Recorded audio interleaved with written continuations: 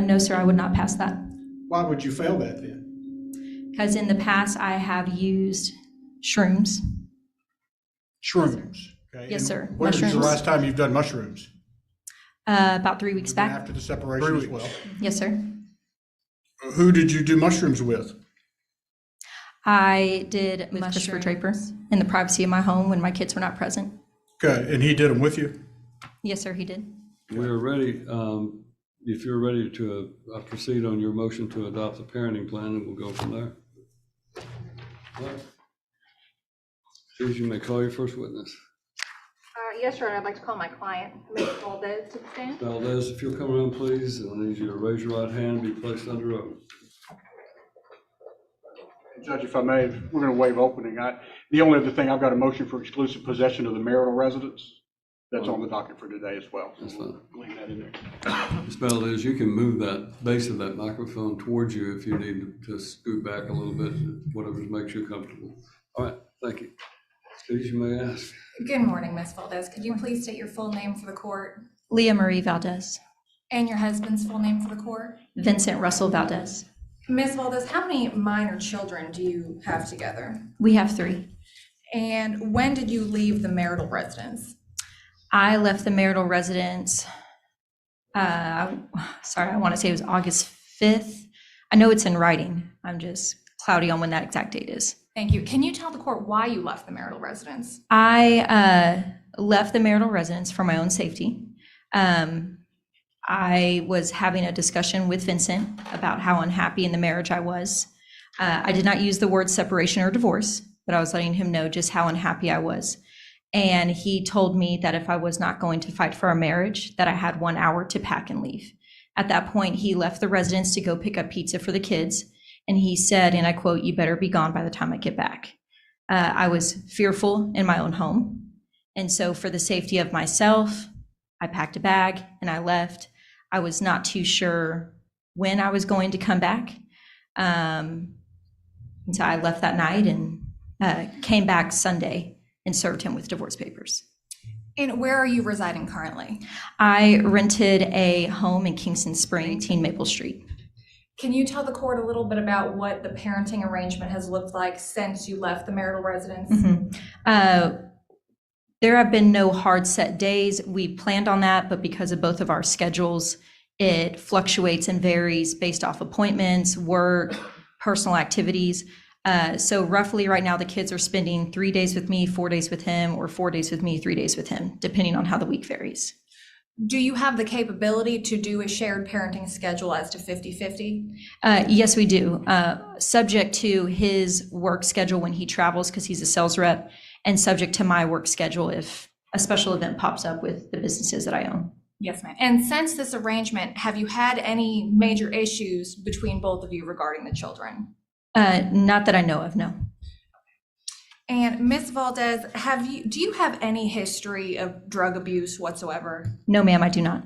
Okay, and do you currently associate with anybody who is currently using drugs? No, ma'am, I do not. Okay. And during your parenting time, have your minor children ever been harmed? No, ma'am. And Ms. Valdez, can you tell the court what your gross monthly income looks like? It varies, but on average, I would say modestly, we're looking at $5,000 to $5,500. And where does that income come from? My first business I own is DeValley Commercial Cleaning Service, and that grosses about $2,000 a month. And then the second business that I co-own with my husband is Giggles and Glam Kids Salon. And the profits on that fluctuate month to month, but on average, about $3,500 a month. Thank you. And what can you tell me about your husband's income? He is on salary, and so he has a fixed monthly income. And up until 3 to 6 months ago, he was also acquiring bi-yearly, so twice a year bonuses. But I believe that his employer has removed those. Thank you. And Ms. Valdez, do you think that it is in the best interest of your minor children to maximize their time with both parents? Yes, ma'am, absolutely. And so are you asking the court to adopt the temporary parenting plan we have submitted that shows 50-50? Yes, ma'am, absolutely. All right, Your Honor, I have nothing further as far as the temporary parenting plan goes. All right. You wish to, are there any other issues that you want to address, or do you want to wait and address any of those issues that Mr. Holly is raising? You also had, I believe, a motion for the extension of the injunction. You want to address that with her now? Yes, Your Honor, that'd be great. Ms. Valdez, we filed a motion for a ex parte restraining order. To your knowledge, has that restraining order been served on your husband? Yes, ma'am, it has. And what did that restraining order tell him to do? It told him to return the $10,000 that he, to me, unknowingly withdrew from our business account. And I believe that was it, correct? Has he put the full amount of the funds as ordered by the court back into that account? No, ma'am. He has returned half, 5,000, but he has yet to return the other 5,000. And have there been any consequences of him not returning the other 5,000? Yes, I was not able to pay my employees or my payroll taxes until I was able to secure a $5,000 loan from a family member. Thank you. And has your husband, you stated earlier that your husband was a co-owner of Giggles and Clams with you. What has his extent been in business involvement? He has come 3 times to the store to bring me iced coffee. He is not involved. He does not know how to run payroll, schedule, order product. He doesn't even know the code to the back door to get into the store. I run that business solely. So when is it status quo for him to make a $10,000 withdrawal from that business account? Absolutely not. He makes 1 withdrawal a month prior to our separation, and that was at my discretion after I run our profit and loss statement by the 5th of every month for the prior month. And I would tell him via text, this is the amount of money you are approved to withdraw from this business account. This is our profit from the prior month. And do you have any history of not paying your employees? No, ma'am, and every single one of my employees can attest to that. Do you have any history of misappropriating any business funds? No, ma'am. I will say last month, which we've discussed, there was a hotel room that I used my business credit card for because I did not have my personal credit card at the time. But my associate, Chris Draper, has paid $50 back into the business account for that, splitting the hotel room costs. And I'm more than willing to pay the other $50 in restitution. Can you tell the court what approximately that amount was? It was $105 to La Quinta Inn, I believe. And are you capable of putting that money back Yes, into the ma'am. account? I can do it today. Are you willing to provide your husband with an accounting of business expenditures going forward? Yes, ma'am, absolutely. Okay. And are you asking the court that this mandatory injunction and restraining order stay in effect so that you can properly operate your business? Yes, ma'am, absolutely. That's all I have, Your Honor. All right, Mr. Holly?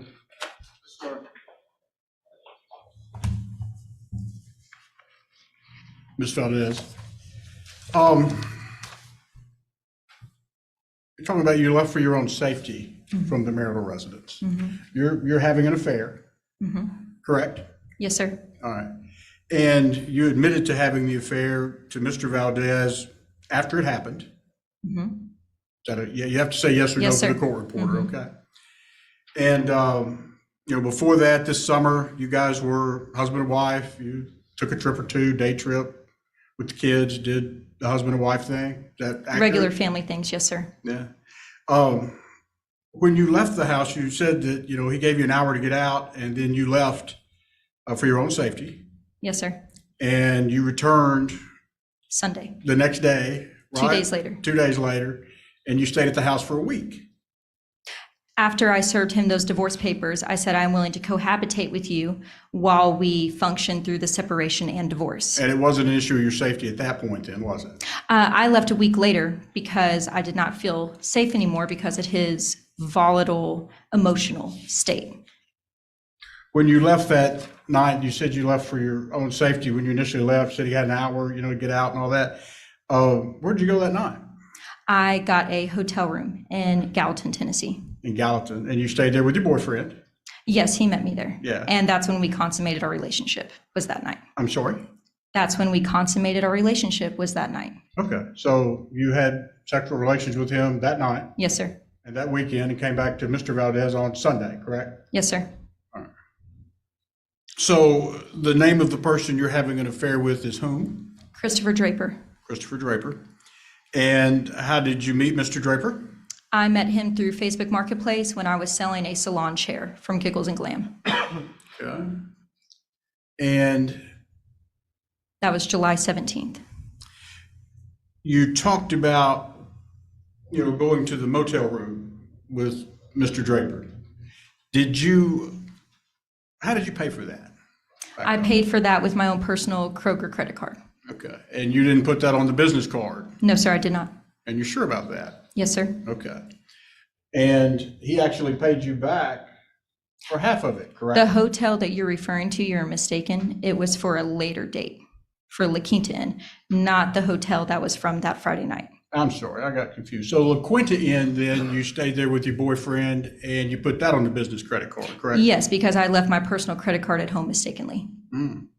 And then your boyfriend paid you back for half of it, correct? Half of it, yes. But in your half of it, well, let me back up a minute. Giggles and Glam is a jointly owned business between you and Mr. Valdez, correct? Yes, it is on paper. Yeah, well, it is, correct? Yes, sir. All right. And he helped start the business. Y'all used some of the funds of the marriage to help get the business started, like most folks that start a business. You are mistaken when it comes to he helped start the business. I vetted this business. They were a personal client of mine. I did all the legwork, paperwork, legal work, and red tape work to acquire this business. And he can attest to that through various Facebook posts that he has made about me a year ago. Is there any marital funds that went into the business initially? There was a small amount of savings that went into a down payment. Right. So it's fair to say then, at least your half of the motel room that night was part of Mr. Valdez's, part of the business when you used that card, correct? Yes, And he paid for you to go have sex with your boyfriend and your affair. amounting to around $52. Yes, sir. So how long have you been seeing Mr. Draper? I have been in communication with him since July 17th, and we consummated our relationship and made it official the night that I left my residence. And I believe that was August 5th, but I would have to clarify that. Yeah. And Mr. Valdez is going to testify that out of 33 days, I believe it was when I added it up, I didn't add in this last week, and we'll get to it. But from like August the 12th, I believe is about when you left. Is that pretty close? Left to go get a rental home, you're saying? No, Or left the the night he marriage. kicked me out? Yeah, that night that you left. When was that? I would have to check back through my text messages because I was texting some personal friends about what was going on and how unsafe I felt to confirm that date. Okay, well, from August 12th to basically this September 18th date that we've got here, he's going to testify that 26 of those 33 days, the kids were with him. Is that accurate? The kids were with him for a substantial amount of time in the beginning because I was setting up the home. I had to buy furniture. I did not want to traumatize the children by bringing them into a new home, separated from their father prematurely. But since I have set up a safe, clean, and capable home, the kids have been with me on a regular basis. How long has that been? Sorry, I'm trying to connect something. How long has it been since I moved in? How long has it been since you've been in a safe and stable home? Since I moved in, I believe August 18th is when I signed the lease and moved in. Well, that doesn't track with what Mr. Valdez is going to say, and I'm asking you if this is accurate. He's going to testify from this August 12th to around the September 18th date, which is about 33 days, that the kids were with him 26 of those 33 days. I believe that is grossly inaccurate. The kids were not with me initially after I moved out to go get my rental property at 318 Maple Street for probably the first 10 to 14 days because I needed to furnish it. I needed to get everything prepared so it was a comfortable environment for them. What he's also failing to disclose is that I came over to the residence every day to cook, clean, and prepare a home for him and the children to provide the children a sense of normalcy. That is what he's failing to disclose. And I would leave in the evening time to go back to my home. Okay. How did the kids take the separation and you taking them off to your place? The kids personally, once they arrived at my residence, were elated. We had toys that my mother had purchased for them there. There were new beds, new furniture, new clothes, food that they normally were not allowed to eat at my ex-husband's house. They were elated to be there. In fact, that night I have it on video, them dancing around to music about how excited they were. I want to show you a video and ask you if you recognize this video coming from your doorbell.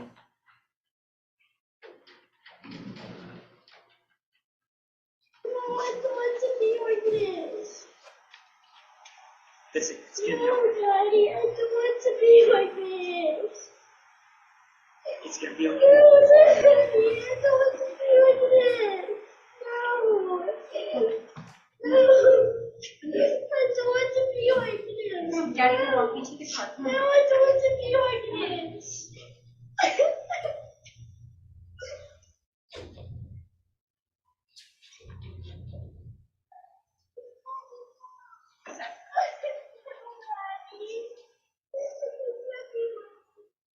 So is it fair to say that your son was taking that kind of rough?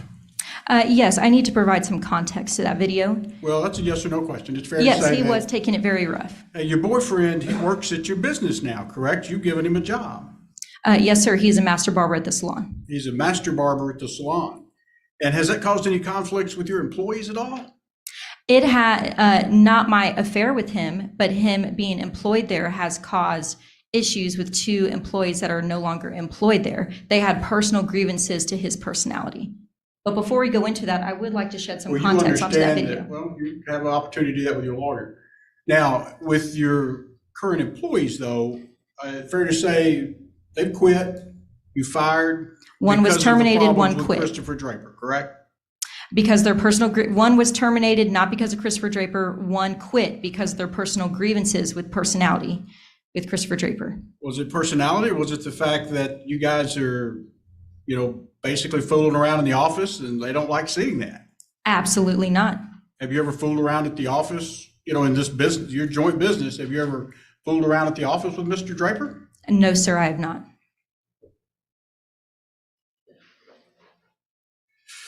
I'll show you, there's two videos here, and I want to ask you if you recognize this.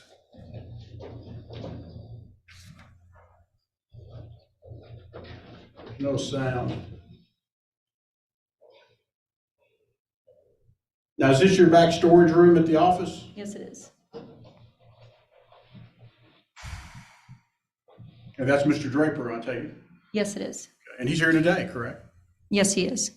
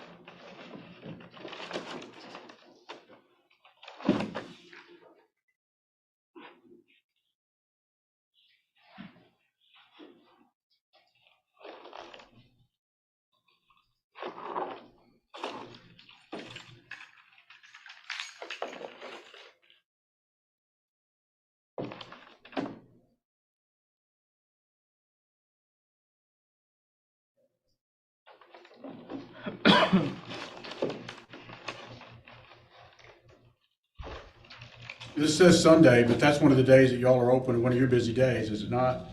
Yes, sir, that's correct.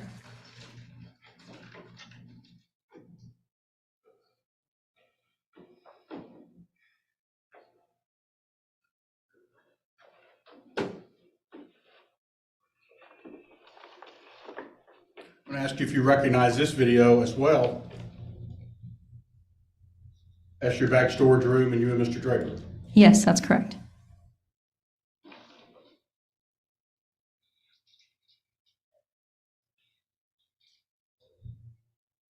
But you're out of sight of your employees, so they're not seeing any of this, correct? Yes, sir, that's correct.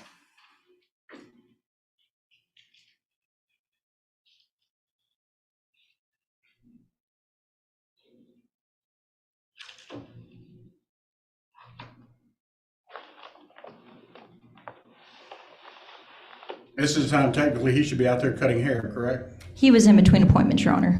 No. Now, who is this coming in here to say you got a phone call?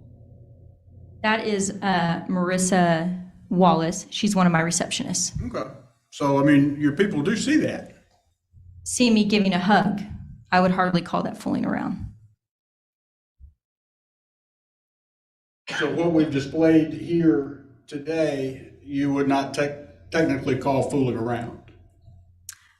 The hug that my employee witnessed, I would not call fooling around. The kissing from the prior video, yes, I guess you could technically label that as fooling around. Well, it's fair to say you recognize 2 of your employees here today, correct? Yes, sir, that's correct. All right. And if they testified they actually saw this and other things, would you deny that? I know who was on shift that particular day, and Jessica was not on shift, and Kennedy was in the middle of an appointment. So I don't see how they could have witnessed anything in that video besides Marissa Wallace, who was the receptionist that came in. You think your employees talk about everything that goes on there? Oh, absolutely. Absolutely, they do. Okay. So we've talked about you spending money for your boyfriend at the motel, the business funds for your boyfriend at the motel. Have you spent any other business funds with your boyfriend? There was one purchase as a gag gift for our joint friend for his birthday, which Christopher Draper has paid back in full to me, to the business account. I use the business account because it is tied to an Amazon account, and that was for a gag gift, which is called a pocket pussy.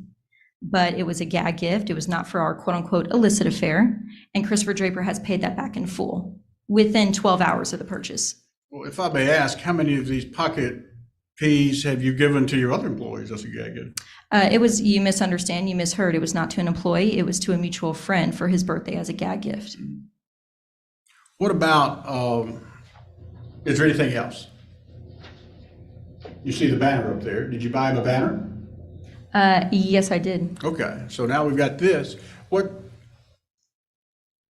did you buy with him for your business funds here from Fast Signs? It is for the barbershop he is starting called Drip Fades. Okay, and this is a picture of the banner that you got, correct? Yes, sir.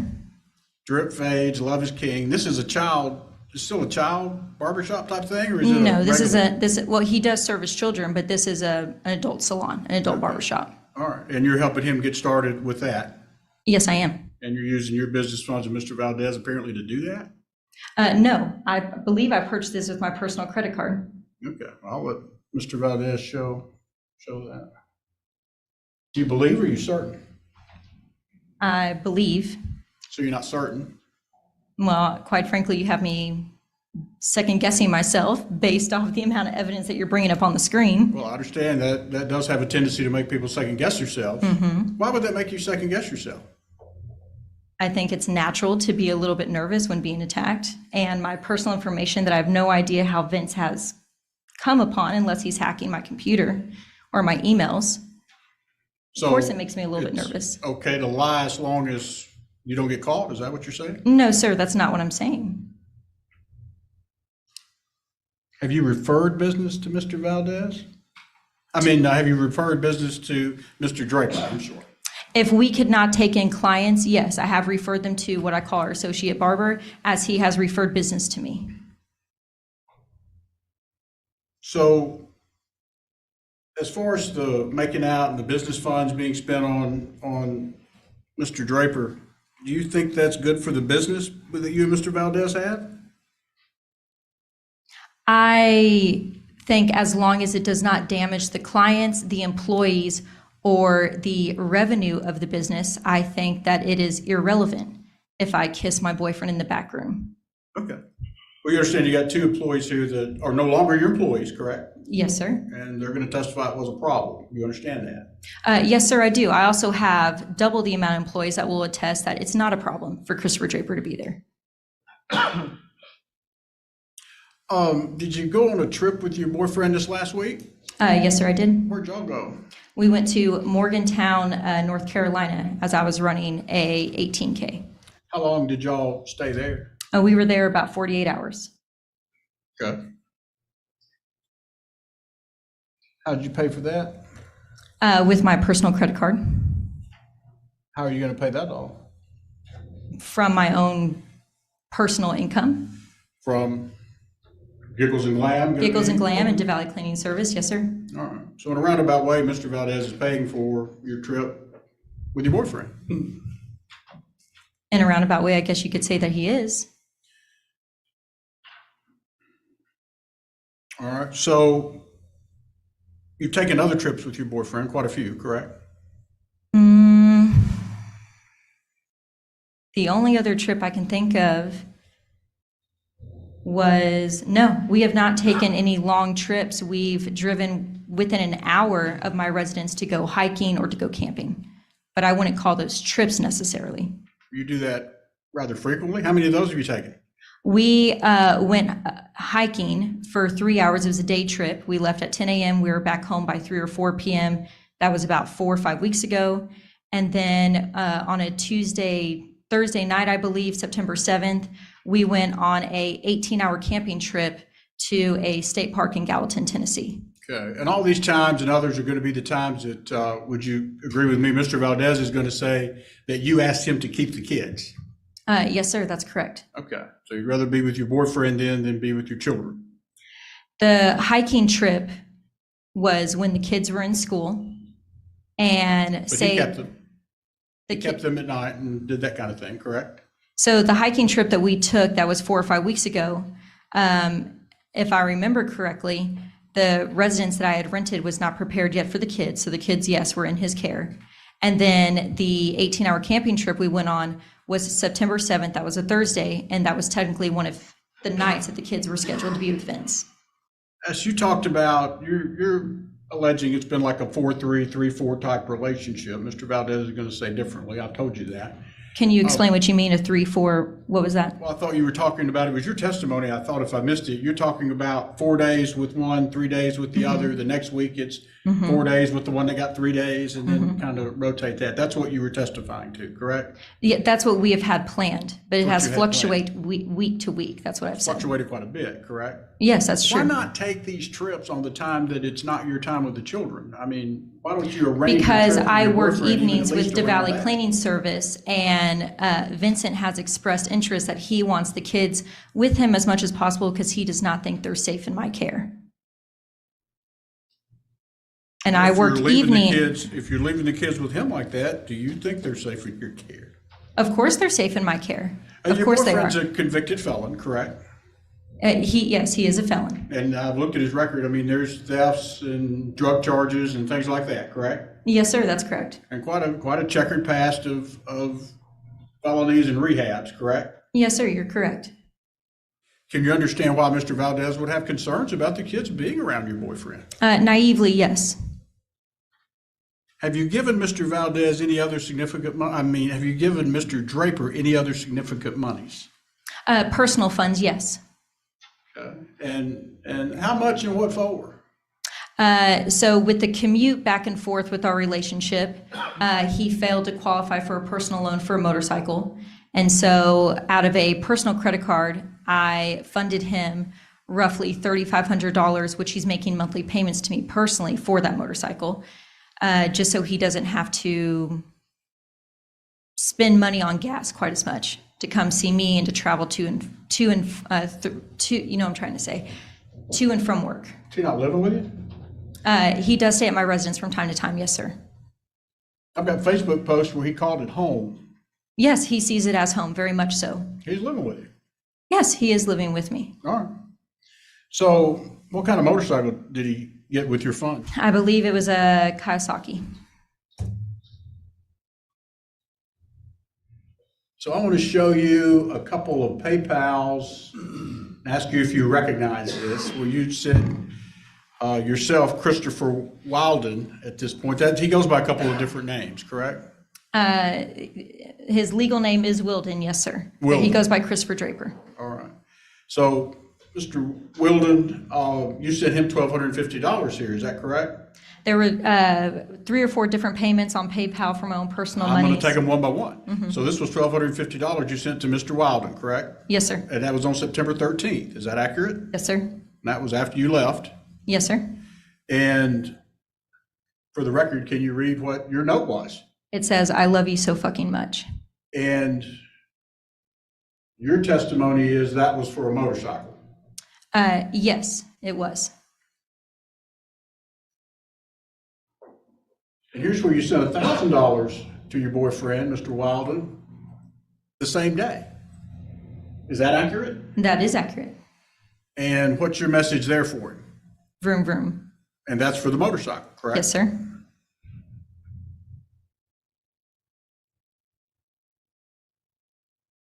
And here's another $1,000 for the same day. And what did you put in the notation for it? Round 2 And again, this was money you sent to Christopher Wilden. for the motorcycle.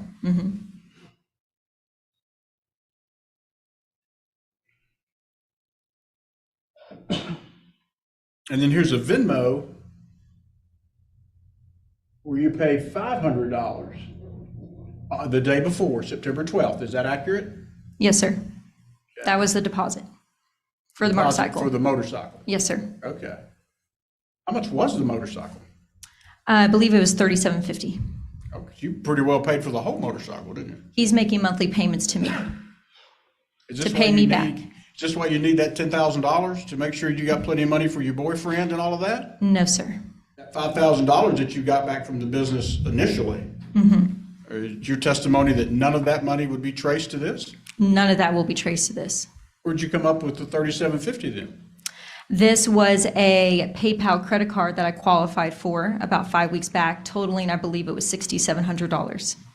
To your knowledge, what is his criminal history? It is varied.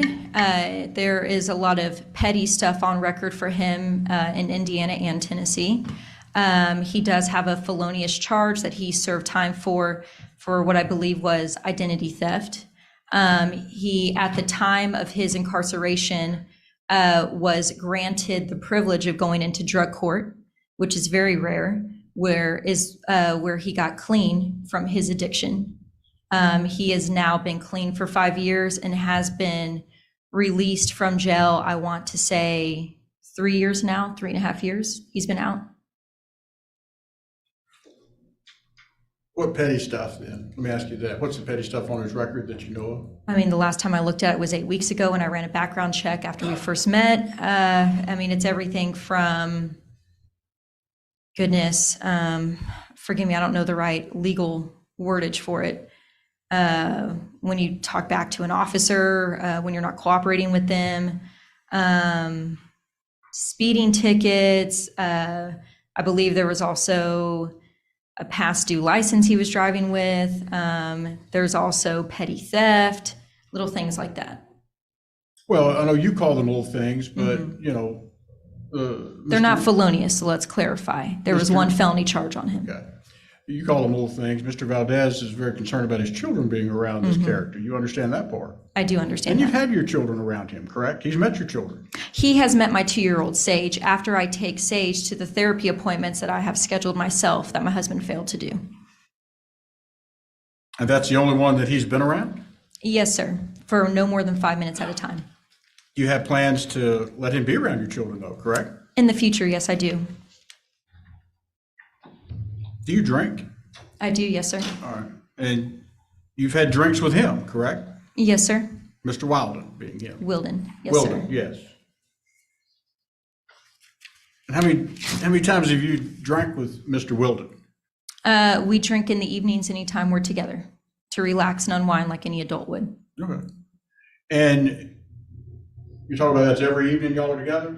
That's what I'm hearing? About 6 nights a week, yes, sir, we're together. Okay. And how much do you drink every night? Personally, for me, I probably have 2 Coronas or 2 glasses of Chardonnay. How many does he have? He probably has 2 or 3 Coronas. All right.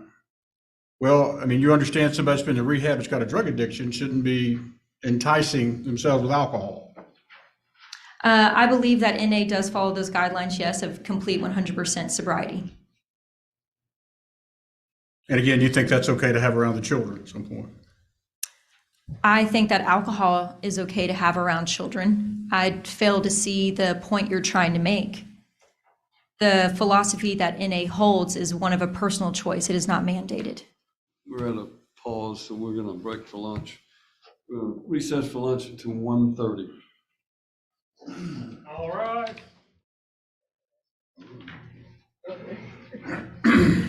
Mr. Holly, you may continue your cross-examination. And you talked about, you need this money for your business funds, to be able to pay employees, things of that nature. You did a photo shoot. Yes, sir, I did. And where did you do a photo shoot at? At Studio 110 by Holly Douglas in Gallatin, Tennessee. Okay, and and when did you do that? Where? When?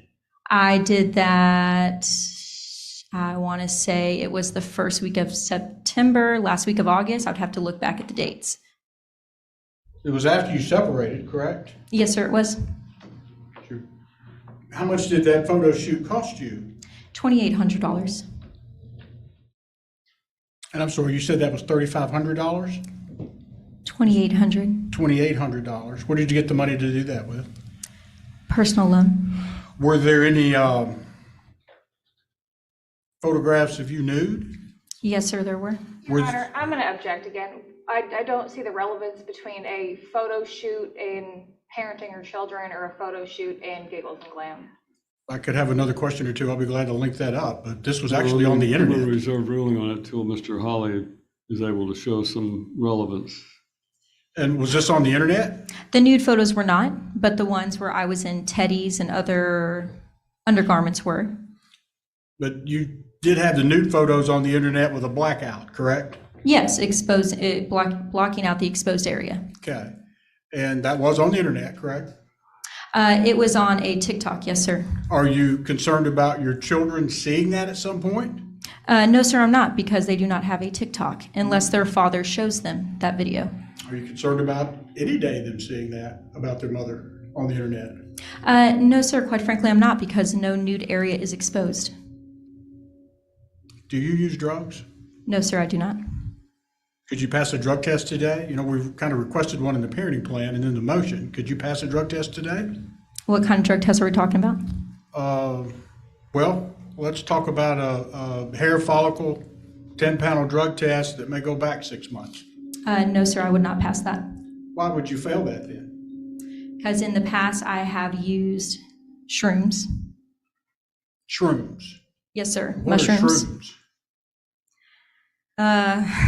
It's hard to explain, but you ingest them and they make you feel euphoric for a few hours. Okay, and you're referring to mushrooms, correct? Yes, sir. They are illegal. Yes, sir. Okay, and when's the last time you've done mushrooms? About 3 weeks back. 3 weeks. It would have been after the separation as well. Yes, sir. Who did you do mushrooms with? I did mushrooms with Christopher Draper in the privacy of my home when my kids were not present. Okay, and he did them with you? Yes, sir, he did. Okay. Did you have any issues with someone that's going through rehab having a relapse by using mushrooms? Well, that was not his drug of choice when he was in rehab, so I would not call that a relapse into methamphetamines. So methamphetamines was his drug of choice? Yes, sir, at the time it was. Okay. And being addicted to methamphetamines and going through rehab and drug court and battling countless felonies, it's still not considered by you to be a relapse if you're doing mushrooms and drinking alcohol every night. I did not say that I was doing drugs every night. Yes, I have a Corona every night after running my 2 businesses and I get home. And again, where were the kids when you were doing mushrooms? Were they with their dad? They were with, yes, their father. Okay. And you feel comfortable with the kids being with father while you're conducting this type of activity? Is that a trick question? Of course, I feel comfortable with them being with their father. Do you have any issues with Mr. Valdez having exclusive possession of the marital residence since you moved out? No, I offered that to him in the original MDA. So that's really unopposed today. He can have the marital residence. I've always felt that way, yes, sir. Okay. May I have just a moment, Your Honor? Right. That's all I have, Judge. Rick?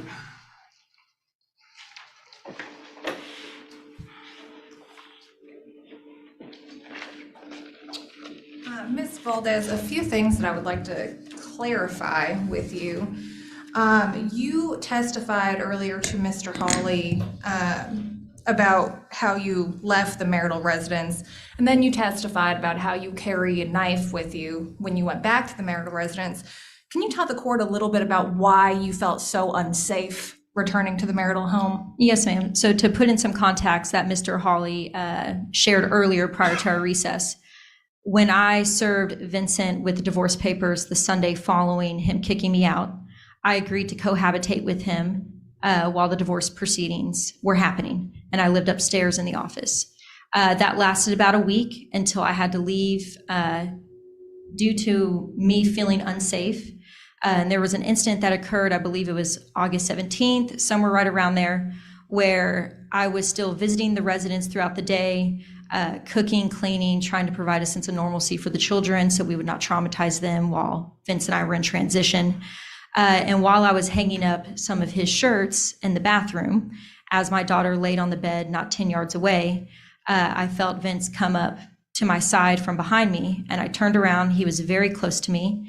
He put his hands on my waist, proceeded to slowly, but regardless, push me up against the wall. I felt like he was trying to kiss me.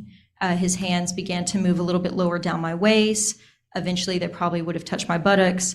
I told him no to stop 3 times, and when he wouldn't, I put my hands on his chest and pushed him off. I then left the residence, went to the backyard because I was so upset, called Christopher Draper, asked him what to do, and he said I needed to leave the residence immediately, even if it was without the kids, for my own safety, and to never go back in there unless I was accompanied with my mother or with a police officer. Thank you for sharing that. And just to be clear, was your minor child present and Yes. witnessed your husband do that? Yes.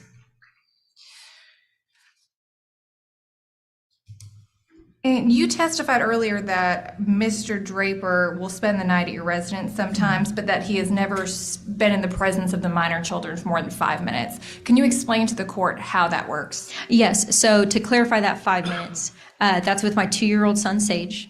On Wednesdays, I take Sage to 2 therapy appointments, and afterwards I drop off lunch to Christopher Draper at his barbershop, in which my son Sage is present for that. But Christopher is working, so we never stay long. Secondly, Christopher comes over after hours at around 9 o'clock. The kids are already in bed. We have dinner on the front porch, and then we go to bed. He leaves for work between 4 and 4:30 a.m. before any of the kids even wake up. And the credit card account that Mr. Hawley put up on the screen earlier, was that your credit card account? Are we referring to the PayPal? Yes. Yes, that is my own personal credit card that I took out after Vince and I separated. Is your husband associated with that account in any way? No, ma'am, he's not. Okay. We also saw a video from Mr. Hawley with you and Mr. Draper hugging and kissing in the laundry room. Mm-hmm. Did you lose any business over that interaction? No, ma'am, I did not. Okay. Did you lose any employees over that interaction? No, ma'am, I did not. And you just testified earlier that you used mushrooms. Do you have any plans on that being a recreational thing for you? No, ma'am, I do not. And were your children in your presence when No, that ma'am, occurred? they were not. That's all I have, Judge. Mr. Hawley? To be clear, I thought I heard this. So, Mr. Wilden, he's sleeping at your house every night when the kids are there. They just don't, according to you, I guess, meet in the hallway? They are in bed. I have their monitor on. We have dinner on the front porch, and then we go upstairs and spend our time up there with the door locked. You said that in the process of this fear that you had with Mr. Valdez at one point, you called Mr. Draper and he kind of told you what to, or Mr. Wilden, and he kind of told you what to do. Wilden kind of told you what to do, correct? Yes, he said I need to leave the residence for my own safety. Okay, so you rely on him and you kind of are doing what he told you in that situation. I sought him for counsel, yes. Okay. Are y'all drinking every night and then going to bed with the kids there? We drink about 5 nights a week, but I think there's a difference between getting intoxicated and having a beer in the evening. And we are not getting intoxicated every evening.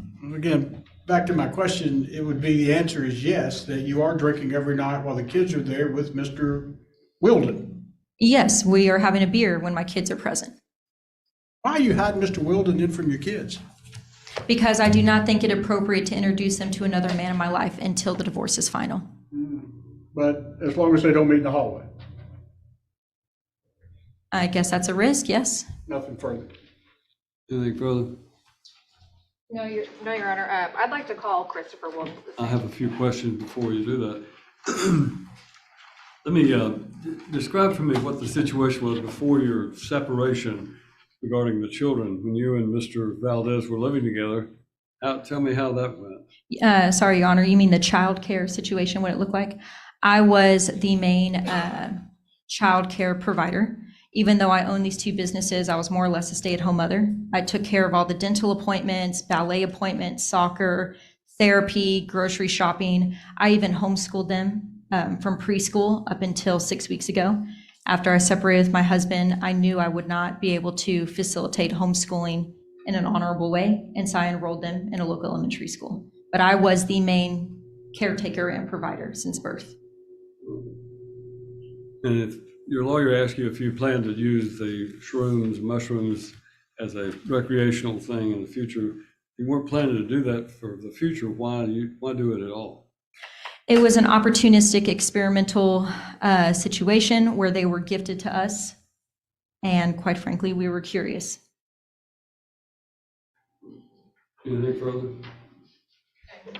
You understand that in mushrooms, that's what somebody told you when they gave them to you, but there could be anything in there.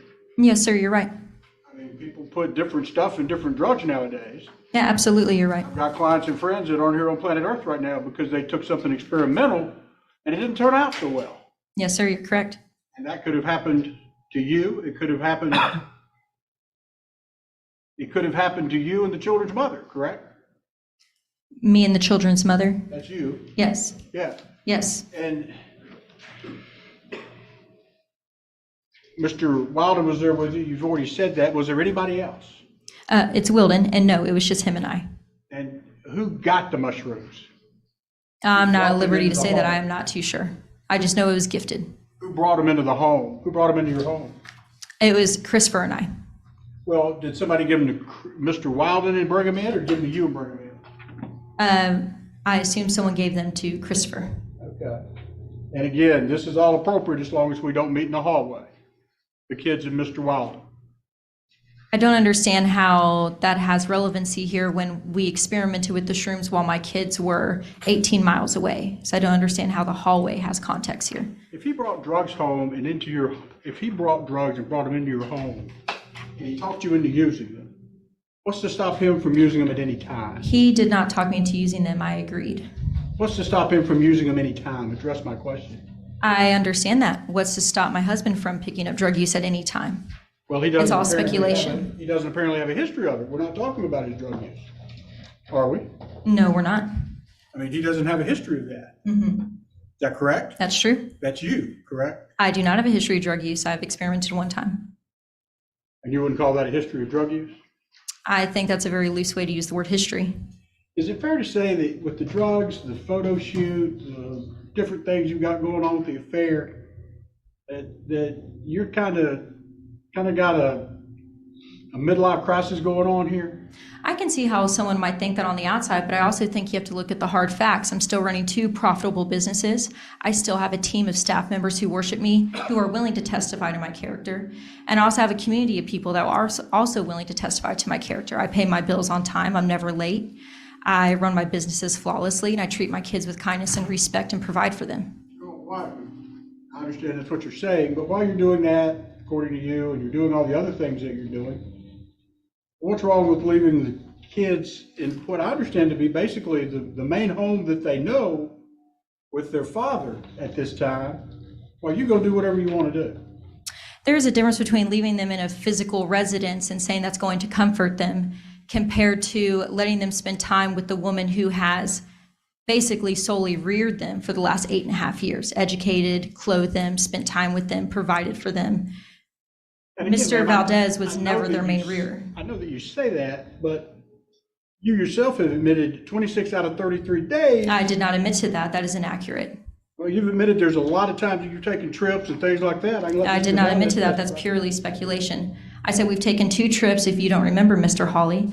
One was a camping trip that lasted 18 hours, and it was 48 minutes away. I clocked it while I was out at recess. The other one was a day trip, hiking trip, and we were gone for maybe 7 hours, and that one was an hour and a half away. So I failed to see these grandiose trips that you're referring to. Since you've been separated from Mr. Valdez, though, you've not even come close to 50-50, have you?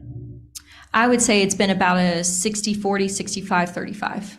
But that's also because I work nights and I work 3 jobs right now to provide for my kids while he works from home. He has the luxury of being with them more often. Well, that I understand. Thank you. Nothing further. Please, anything further? No, Your Honor. Thank you, ma'am. You may step down. You may call your next witness. I'd like to call Christopher Walden to stand, Your Honor. Christopher Walden. Wilding, is that how it's actually pronounced? Wilding or Walden? Wilden. Wilding, you come up here, please.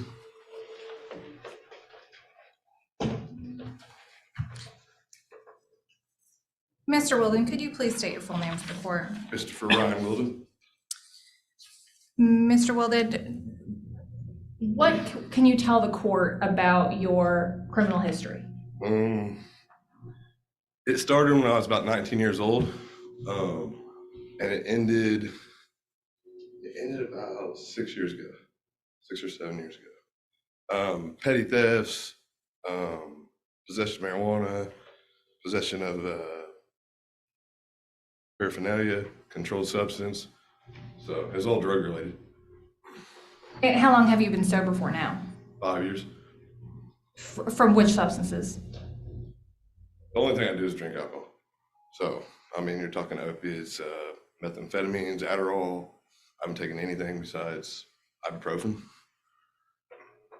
And what kind of program did you go through once you were released from prison? So part of my agreement when I came out of jail, because this last time I finally decided to change, I went through Indiana and cleared up all my charges up there, cleared my charges down here. And on my last charge, I was gonna be sentenced to do 3 years. I'd never asked for drug court or any type of rehabilitation, never been in any or anything.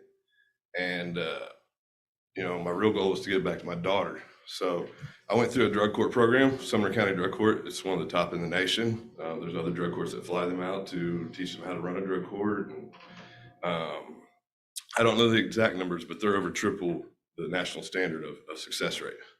So what happened was I got out, when I first got out, I had 3 drug tests a week.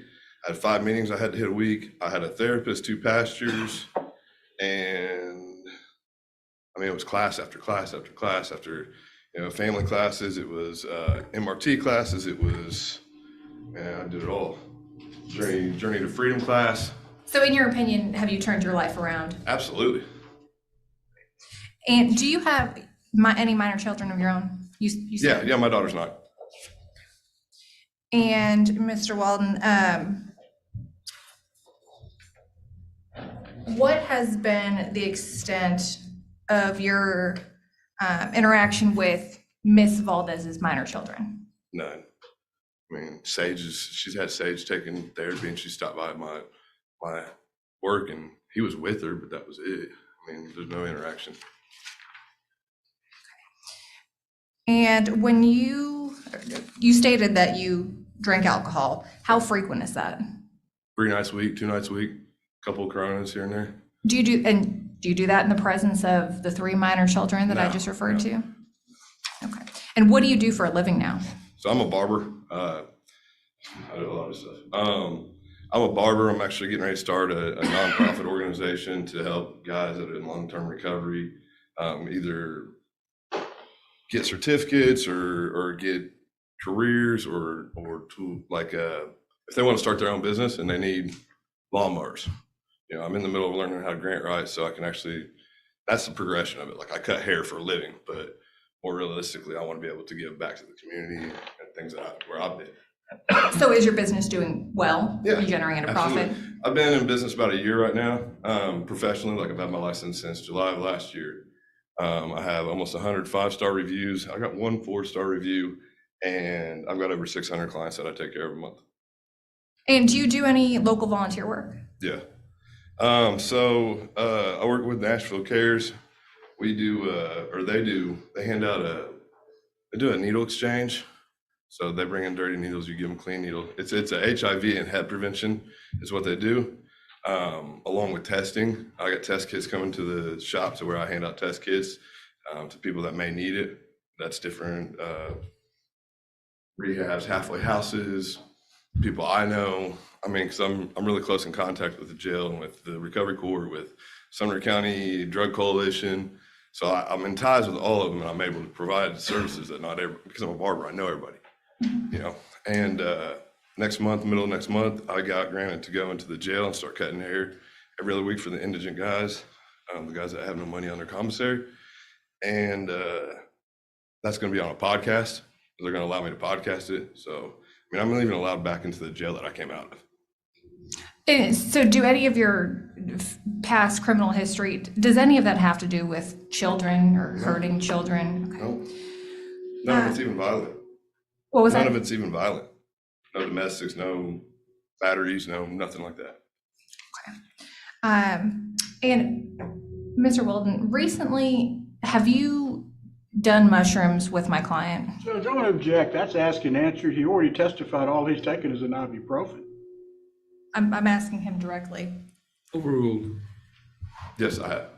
And can you tell the court what the occasion was or why you decided to do that? It's basically, it's a spiritual opening to deal with some of the stuff that internally has just kind of squandered me or been shameful to me. After you did that, did you relapse? No. And do you have any intention on doing it again? I mean, I wouldn't be opposed to it. When you did it, were the minor children present? No. To what extent has my client, Ms. Valdez, used any business expenses on you? On me, I don't think any. I think the only thing that she ever used it on was a hotel when he kicked her out of the house. Did you reimburse her for that? Anything that we've ever done together, I give her money for, reimburse her, yes. Did The she? hotel, I don't think I paid for anything on the hotel because that was something that she had to have a place to stay anyways. So, Did my client help you purchase a motorcycle? yeah. Okay, and to your knowledge, was that used from the business account, those expenses? No. I don't have anything further, Your Honor. All right, Charlie, you may cross-examine. Mr. Wilden, I thought I heard you say earlier that you didn't take drugs, all you took was an ibuprofen. Was that your testimony earlier? As far as relapsing on drugs that I'd previously been addicted to, yes, I don't use. What were you previously addicted to? Methamphetamines, Adderall, Okay. opiates. Well, it's not mushrooms now, is it? No, it's not a daily thing. It's not a weekly thing. It's not I don't wake up in the morning taking mushrooms, but there are places where it is legal to wake up daily and take mushrooms. Where's that at? Colorado. Okay. I just And I got don't- back from Colorado, and it is legal there, so. You planning on moving to Colorado? No, sir. Let me clarify. It is legal for some people there in Colorado, not for me. That's. All right, so you brought mushrooms. Did you get the mushrooms? Yes, sir. Okay, and how did you get them? Did you buy them or? Yeah. Okay, so they weren't gifted, you bought them. No. How much did you pay for them? $60. Did Mrs. Valdez chip in on it? No. Did she pay for any of it? No. So she bought you a banner, correct, for your business? Yeah. So she did use a business expense for you, correct? Wasn't aware that was from the Now, mind you, everything that comes from profitable from drip fade is going to be split with Ms. Valdez and has been up to this point. I'm sorry? Anything profitable from that is going to go 50-50 to her. So y'all starting your own little business? As far as the products, yes. Yeah. She trying to close down Giggles and Glam to make that not worth anything from the marriage and get you started in your own hair cutting business? I think that's the other side doing that, not Ms. Valdez. You cut kids' hair? Yes, sir. Do you have a vape when you cut kids' hair? Yeah, my vape sits out. Yeah.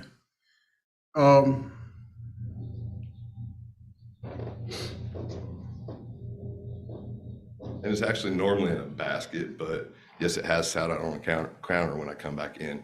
But normally I have a basket that I bring with me that I keep all my personal belongings in, and it's underneath. And you're not opposed to doing drugs again, from what I'm hearing. Is that what I heard you testify to? I said I wouldn't be opposed to doing shrooms again. It enchambers, something that enchambers you? That's what I thought I heard you say? No, I said what it does is it allows me to deal with some of the things that I've done with that happened to me in my past. It's more of a spiritual thing rather than just I'm trying to get messed up.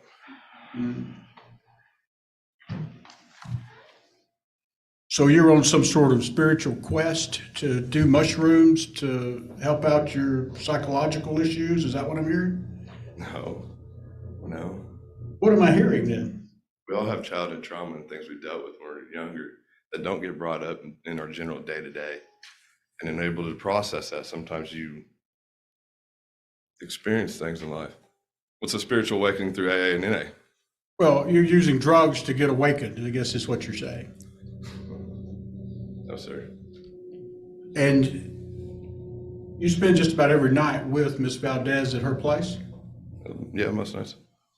You call that your home? Yeah. Yes, sir. That It where is you home. live? I walked in, it felt exactly like home. Is that where you live? No, I have an address at 2525 Leeville Pike. Do you pay any of the bills with Miss Valdez? Nope, we discussed it. Do y'all just have a deal where you bring in shrooms and drugs and things like that, and then you get a motorcycle? I'm going to object, Your Honor, is being argumentative. Oh, Judge, that's a fair question. If he's bringing in shrooms to Miss Valdez, you know, is it one of these deals where you're bringing in shrooms to Miss Valdez and she's buying you a motorcycle or giving you a loan for a motorcycle? And when Miss Valdez left her house and wasn't allowed to take anything from her own house. Mr. Wilder, I'm asking a specific question. sir. No, Did sir. you swap the shrooms for anything with the motorcycle? No, sir. No, sir.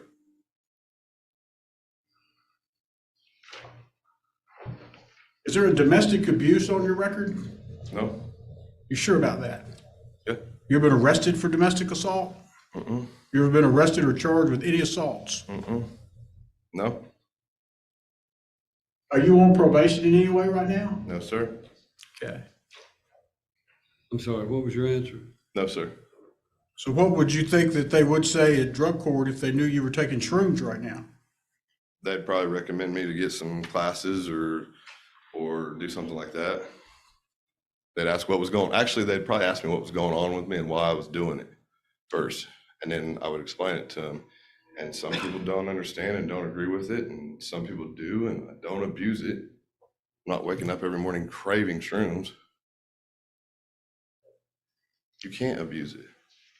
I'm sorry, you can't abuse drugs? You can, but it doesn't do anything. If you microdose, it's actually proven to change the way your brain fires and can. You said you had 2 to 3 drinks a night, correct? 2 to 3 drinks every few nights. 2 to 3 drinks every 2 to 3 nights? Say 3 or 4 nights a week. Yeah.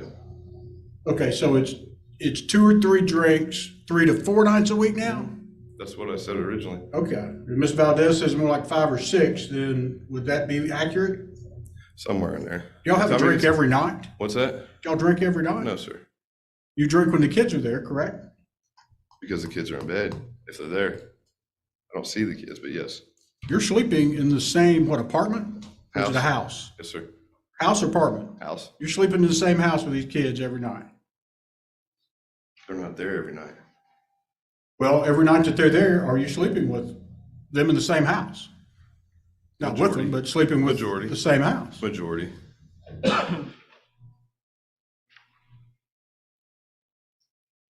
And just to be crystal clear, you're testifying you are a barber, Yes, sir.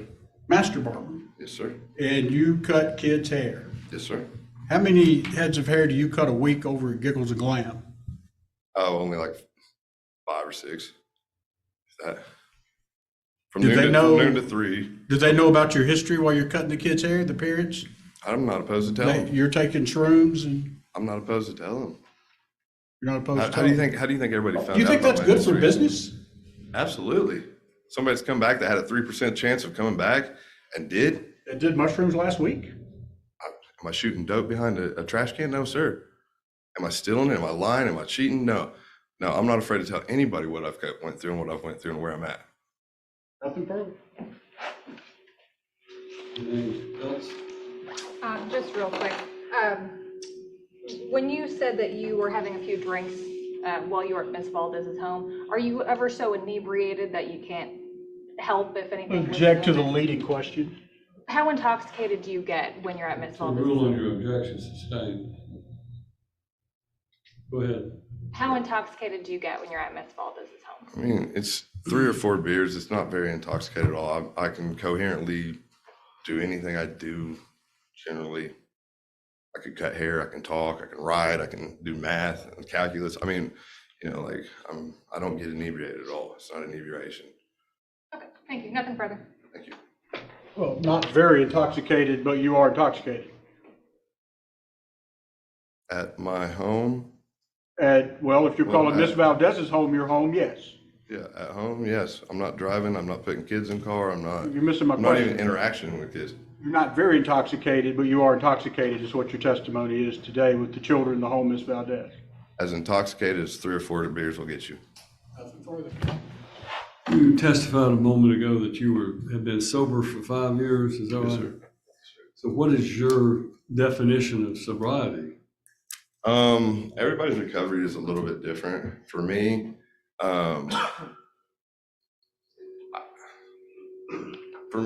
alcohol was never a problem. Mushrooms was never a problem. Marijuana was never a problem. I don't smoke marijuana. My qualities as an addict are not bad qualities. It's just where are they focused?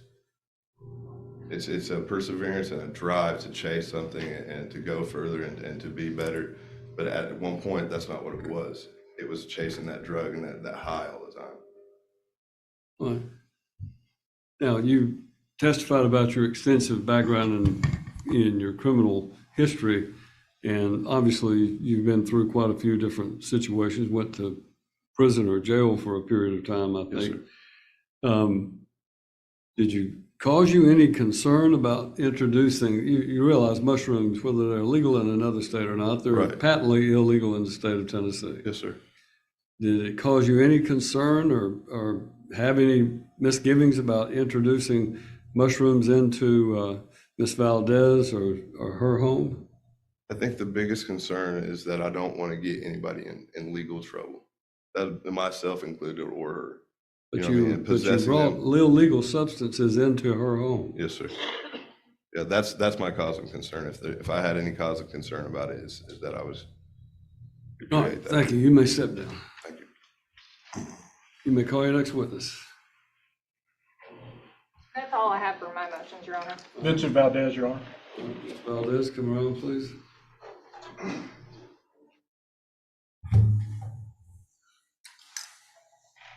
You are Vincent Valdez, correct? Yes. You're married to Mrs. Valdez over here, correct? Yes. How long have you been married? About 11 and a half years. It'll be 12 years in January. Did you want this divorce and this separation? No. Did you make that plain to her? Yes. How so? That's one of the reasons I think Leah left that week. It's just because every day I was trying to talk to her, and me and Leah's history is very religious. We met at Bible college. She was in the mission field, beginning of our relationship. I played for a worship leader. We were both in ministry at different times.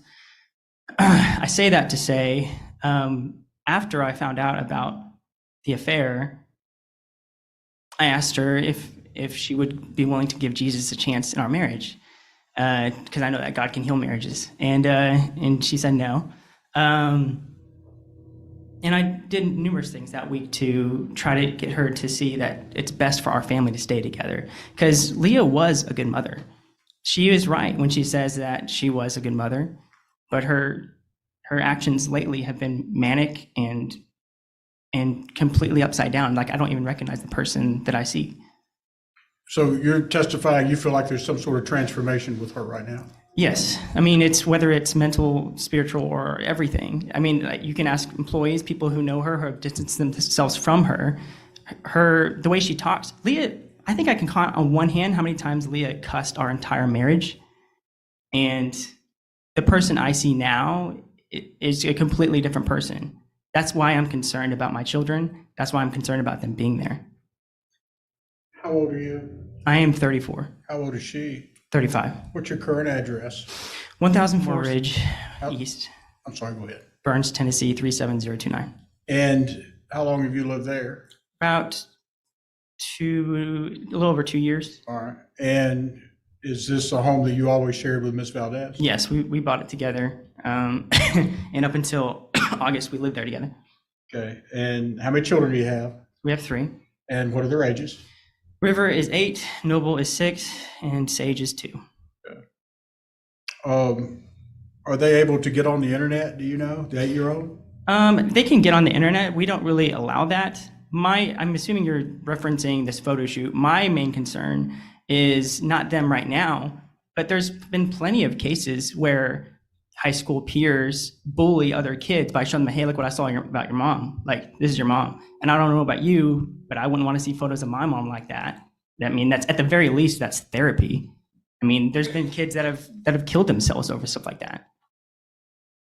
Do you, this home that's there now, the two of you own that home, correct? Yes.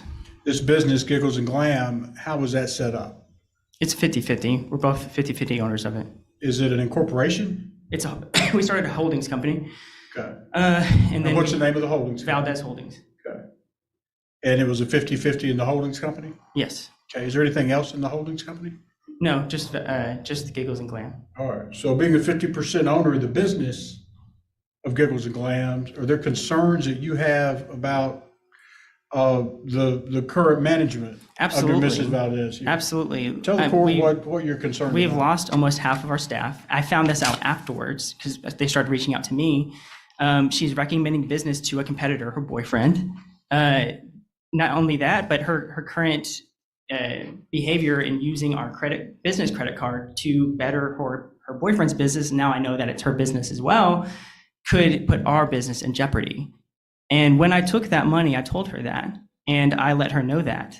I can go into that if you want, but when I took that money, I sent her a text. You have a screenshot of it, and it said, "I'm taking $5,000." And I said, if this affects our payroll for any of our employees, I'd be more than happy to help with that, with the exception of your boyfriend. If I'd be more than happy to help with the business credit card payments, with the exception of these personal charges I see you're putting on there. All I ask for is profit and loss statements and records to back it, and I'd be more than happy to help. But that's when she started threatening me and sending me, voice memos and stuff like that. Okay. And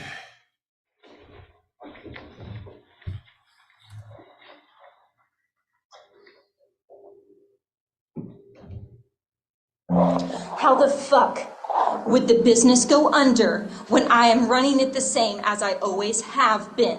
You obtuse motherfucker. Do you understand me? If you want to start a fucking war with me, start a war with me, Vince. I can contact Donna today. I can get a restraining order against you today. You will never see the kids again. I will tell them how mentally and emotionally abusive you've been, how I feared for my life when I was living in the house with you, and that's why I got a rental so soon. You will never see the kids again. I will take alimony from you. I will take $900 a month in child support away from you. I will also take your retirement account in order to support myself. So if you want to run this shit, run it. If you want to start a war, start it. Because I swear to fucking God, Vince, I have been very patient with you. I have been very kind with you. But if you are going to leverage the business that I fucking built and that I know how to run, and you know two shits about running it, Do it, Vince. I'm giving you an hour to redeposit that money. And if you do not fucking redeposit that money, I'm calling into the cops. I'm putting a restraining order on you, and I'm calling Donna and telling her to redraft the MDA where I get 100% custody of the kids. And I swear to you, Vince, if there is a restraining order on file against you where I have felt unsafe for my life and threatened by you, which I do, you will never see the fucking kids again. You can move to Texas all you want at that point, because you will never get them again. Do you understand me? I will move heaven and earth to take you down in this divorce if this is the shit you decide to play.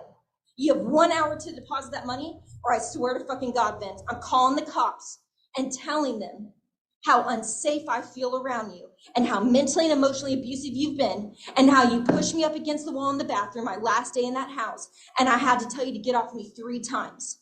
Do you want to be arrested in front of your kids, Vince? Because that I can make that happen.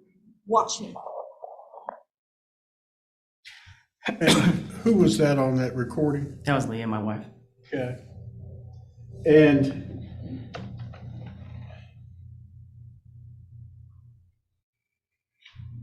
when did she tell you she was having an affair? I found out, and she didn't tell me at first. She gave me the divorce papers on a Sunday. I found out on a Tuesday from my brother. And when I asked her, she did tell me she was having an affair. And then by that Saturday, she had moved out. You know, she's saying you gave her like an hour to get out and all that kind of stuff. Can you explain to the court your side of that story? Yeah, our account of that is a lot different than the week I got back. Well, let's just say my best friend from Bible school had just taken his life. So I went down to Dallas for the funeral for that. The week I got back, I noticed that Leah was kind of cold to me, and we were getting into, small tiffs, but she wasn't talking to me. That Friday, she had told me she wasn't in love with me anymore. And I was completely blindsided. Leah's always had a very high, strong value for marriage and family. And I also didn't know she was having an affair, but I said, well, I was like, well, I want to fight for our marriage. We have a lot to fight for. Do you want to fight for our marriage? And she said, I don't know. At the time, I had a lot of trust in my mother-in-law. So I said, I think it's best then for you to go to your mom's house until you figure out if you want to fight for our marriage. If you will go there, she will ask you, is he abusing you? Is he cheating on you? And the answers are no. And she'll tell you to come back and we will work this out. And I said, I'm going to go get dinner. I think it'd be best for you to go to your mom's house when I get back. I did not want her to leave permanently. I wanted to, I did not know about the affair. I was trying to just wake her up because this doesn't seem like the person I married. But she did come back Sunday, and then she stayed again until that Saturday. And that's when she left. And that was against my wishes. I didn't want her to leave. Did you threaten her or do anything physical to her during that time frame? What's she talking about there? Not our accounts again are different on that. Sure. What happened when it comes to that bathroom thing. Leah had been coming for a week and just cook. She would cook and leave. And then on a Friday, she came and cooked and stayed and ate with us. And at the time, I still wanted reconciliation on our marriage, even though she was having an affair. We were joking with each other. She was laughing. We went to the bathroom. She was putting something away. And I was making her laugh. And I made a move to give her a hug, a kiss, whatever she would let me do. And she put her hand up and said, no. Our daughter was not standing right behind us. She was not looking at us. She was in the next room on an iPad, but she was not behind us. And when she said no, I said, I'm sorry. I said, I don't want to push you away. And I said, are we okay? Actually, I asked her, I think twice. I was like, are we okay? And she's like, yeah, we're okay. 20 minutes go by. I'm playing with the kids. And she goes out and gets on the phone. I assumed it was her boyfriend, and now I know it is. As soon as she came in, completely different person, yelling at me, saying she's never coming back. And, that's my account of that story. And at that point, she left? Yes. And now, instead of her mother's, where do we know she went? Well, she was she was still sleeping at her new house. But I have never been physical with Leah in any way. I've never been violent towards her or sexually forceful towards her at any point. Again, our story is not this today. Me and Leah waited till marriage to have sex. Like our lives is not this. And the person that is here today is not the person that I've known for the last 15 years. Is that a concern for her around your children right now? Yes. I mean, the fact that she's letting a guy who just said he's willing to take more mushrooms around our children is extremely concerning. I don't drink. I don't smoke. I've never smoked weed. I'll take a drug test right now if you want me to. I do not want my kids around that man. I don't, and as long as Leah is going to live this lifestyle, I am going to fight for as much custody of those kids as I can. Where's that $10,000 at? I mean, you said you gave 5 back. Where's the other 5? It's back. It's actually there. Got there this morning. Based on the restraining order, sent that 5,000 back, correct? Yes.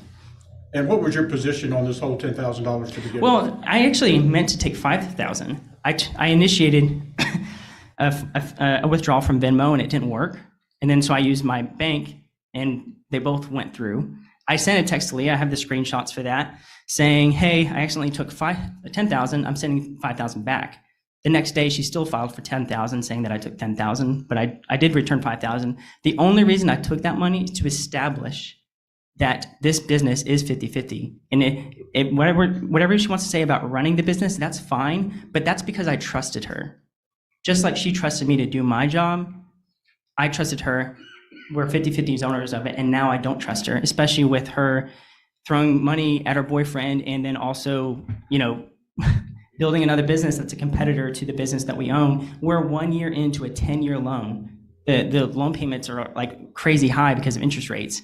If that business goes under, I cannot afford it. I do not want that business to go under.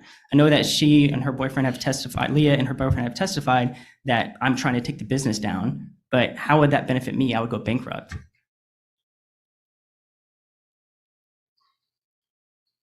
What are your concerns with Mr. Wild and Walden at the business?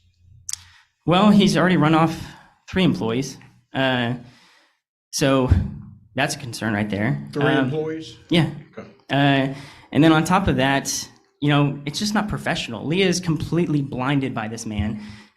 We do have a status quo at the salon that the girls have to keep up with a certain type of appearance. We are talking about a little kid salon where they do princess makeovers and they do birthday parties in the back and stuff like that. The reason I didn't come around the business that much is because I'm not the face of little kid salon. Especially this man that she's with comes in with Crocs, a tank top that you can see his nipples through, and a vape machine.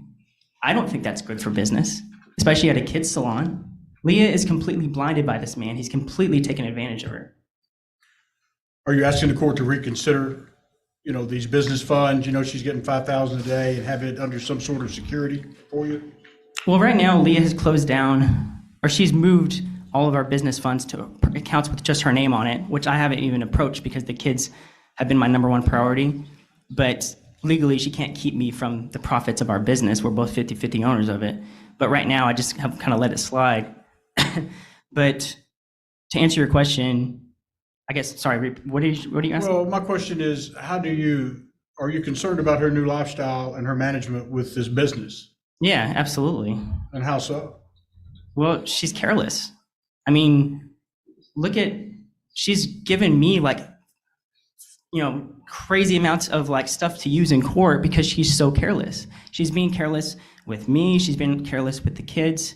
She has proved over the last month and a half that the kids' safety, health, and happiness is not her top priority. It might be a priority, but it is not her top priority. Where do you work?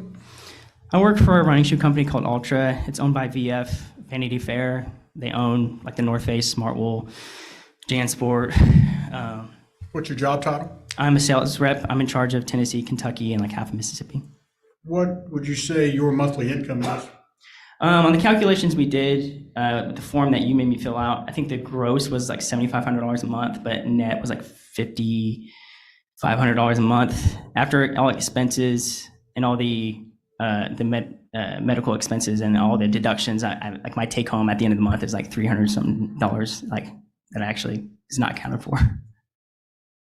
That's including the mortgage that I've been paying by myself now. Are you capable of caring for the children if the judge allows you to be the primary parent? You're asking for that. Are you capable of caring for the children under your schedule? Yes. I did want to make one point as well, going back from earlier. I have not, besides that money I took out a few weeks ago, that was targeted. It wasn't just me doing something out of nowhere. I have not seen profits from our business that Leah is living off of since June profits. So July, August, and then now Leah has seen 100% of those profits of the business that we both own. You feel like that's going to pay for motorcycle? Well, it's definitely not hurting. I mean, she seems to be taking out a lot of debt, which again proves carelessness. I think she just thinks that we're going to get divorced in 30 days and she's going to get a bunch of money so she can pay all this stuff off. But, you know, I think giving almost $4,000 to a man and also planning your whole life around a man you've known for 2 months with the history that he has is very careless. Have you learned now that when your kids are there, he's spending the night? Did you know that? No, well, I figured because he posts photos of her house and it's at night and it's when the kids are there. So I guess, yeah, the answer is yes, I knew. Wasn't happy about it. What concerns does that cause you? Well, if it tells you anything, me and Leah, up until, you know, well, I'm still this way, but we have not been sleepover parents. We don't let our kids go to other kids' house. We are very, very, very protective of our children. You know, earlier, even this year, you know, we as you do when you're talking to your spouse, you know, Leah would say things like, you know, if something ever happened to you, I don't think I would get remarried while the kids are in the house because I wouldn't trust any other man around our kids. And now she's choosing this man to potentially trust around our kids. And again, that just, to me, it shows a complete change in, you know, moral character. The only things I know about him is what I've learned today. He has a history of, you know, not a great history. He is okay with smoking in the car that my kids drive in, and his moral compass is broken because he's knowingly sleeping with a married woman. And to me, as a father, that's enough for me to say, I don't want my kids around you. So today you're asking the court to allow you to be the primary parent, Yes. to be in control of the children, right? Yes. And to let her have a reasonable visitation, Yeah. something around every other weekend or something of that nature. Yes.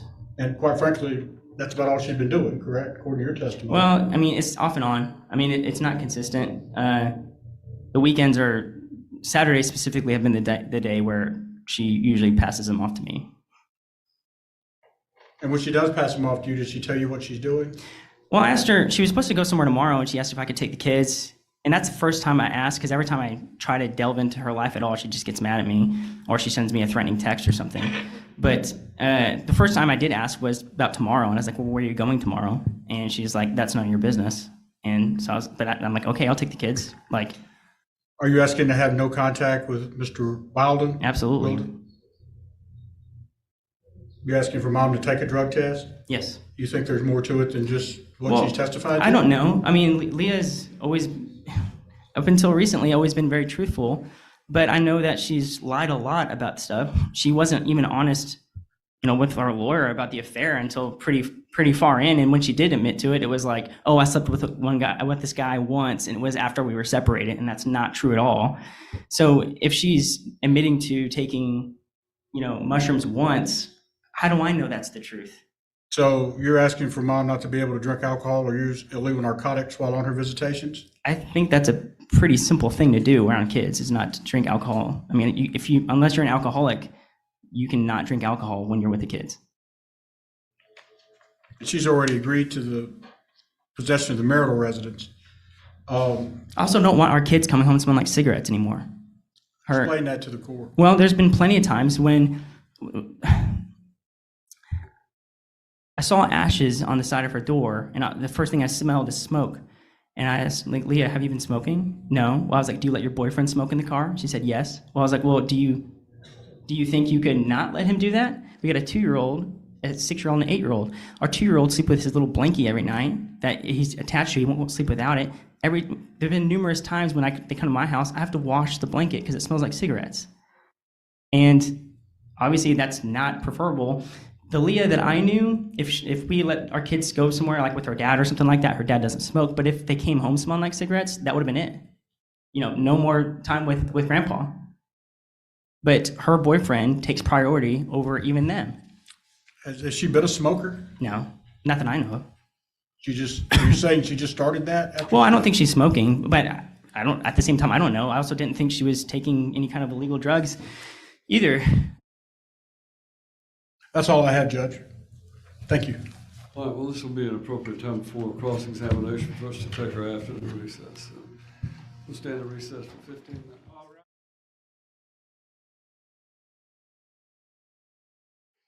Now, have you yourself communicated to employees of Giggles and Glams telling them the situation that's going on? After they left. So I had some reach out to me after they had left to let me know what was going on. But I had no communication as far as enticing or trying to tell anyone what was going on before they left. You also stated earlier that, you felt threatened by the post made by Christopher Draper that you saw on the screen over there. Isn't it true that your name was not mentioned anywhere in that post? Yeah, it's true that my name's not mentioned on the post. Okay. And isn't it true that the reason your wife came to collect the guns from your house was to recoup on the money that you took out of the account so she could pay her employees? I have no idea. She could have came there to disarm me. She could have came there to give the guns to her But didn't she call you boyfriend. beforehand and tell you that she was coming to get them? She was coming to get the guns, but I don't know what she's taking them for. She didn't tell you the reason? Taking guns. That's all she said. I mean, I would assume that it's one of three things. She's going to recoup the cost, which I don't know how you take someone else's guns that are registered to them and then you go and sell them. But it could have been that. It could, but for all I know, with Leah's behavior lately, whatever she tells me, it could be the complete opposite. I mean, she could be giving guns to her boyfriend. She could be just keeping them so I don't have guns for some reason. But in this case, you know that not to be true because she told you that she was coming to get the guns to recoup on the money you took from her. I would assume so. I mean, that's what she said. Okay. I think, if I remember correctly. All right. And did your wife ever consume wine while you guys were living together? Yeah. And that wasn't a concern for you the whole time you were married? No, I mean, I never saw her get drunk. I don't drink, but I didn't have a problem with her drinking wine. She never consumed beer while we were married. So now that you don't live together, you have a problem with it? I have a problem with her taking drugs, and then also with her behavior lately tells me that she is not practicing self-discipline. So I don't want her drinking when the kids are there. But during the course of your marriage, have you ever known her to be an alcohol abuser or a drug user? No, not at all. Yeah. And that's what's so concerning. Yet you want her to be court ordered to take a hair follicle test when she has no history of drug abuse? I mean, she literally just said she took drugs. Why would I not want her to take a drug test? And that's the one that she admitted to anyway. I don't know if there's others. Do you think a one-time incident and drug abuse are the same thing, sir? Yeah, I do. Okay. Do you have any idea how to pay the employees of Giggles and Glam? Not currently.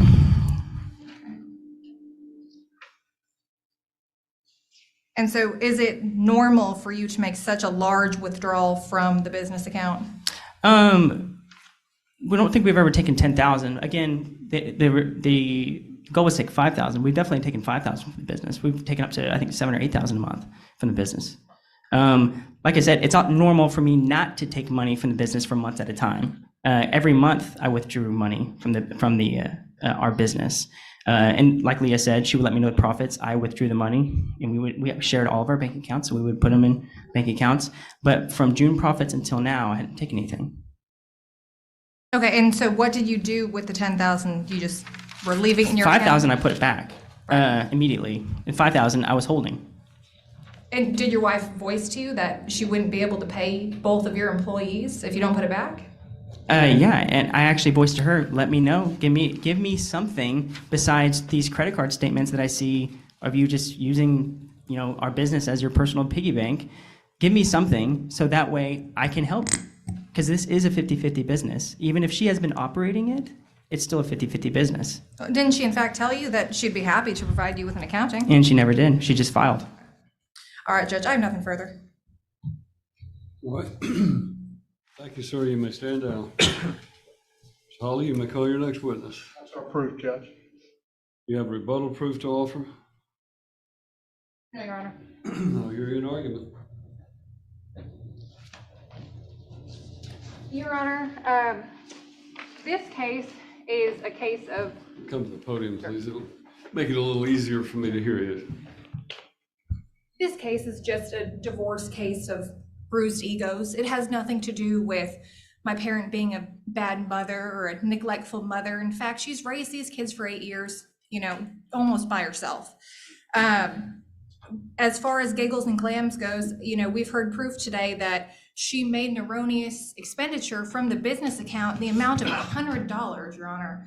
That is just not enough from counsel's perspective to take ownership of a business or the responsibilities of a business away from somebody when she has stated that she'll gladly put those funds back in. Mr. Valdez deliberately took $10,000 out of the account, requiring my client to go get a loan from a family member just to pay her employees. And so it's clear that Mr. Valdez does not know what he's doing as far as this business goes. And so that's why we're asking for the restraining order to be kept in place. She will happily account for all business expenditures and show proof, but she's been running it by herself since August of 2022. And to change things now might be catastrophic for the business. As far as a parenting plan goes, like I've said, 50-50 is more than reasonable. We want to maximize the children's time with both parents and not alienate them from either parent. My client will not do certain things that she's testified to any longer, and she'll make sure of that. But as far as the wine on a Monday night, she's not the only client that I have that does that still has full custody of their kids. You have other clients that drink wine? I do. But, Your Honor, we believe 50-50 to be more than fair. We're not trying to alienate Mr. Valdez from his kids. We just want my client to be entitled to her time with her kids as well. If Mr. Draper was put in a lineup, these kids wouldn't even be able to tell Your Honor who he is. So I don't think that Mr. Draper is the reason this court needs to hang its hat on not giving my client her fair share of custody. That's all. Holly? Well, I have a little different view from the testimony that I heard, Judge. What Ms. Valdez testified to was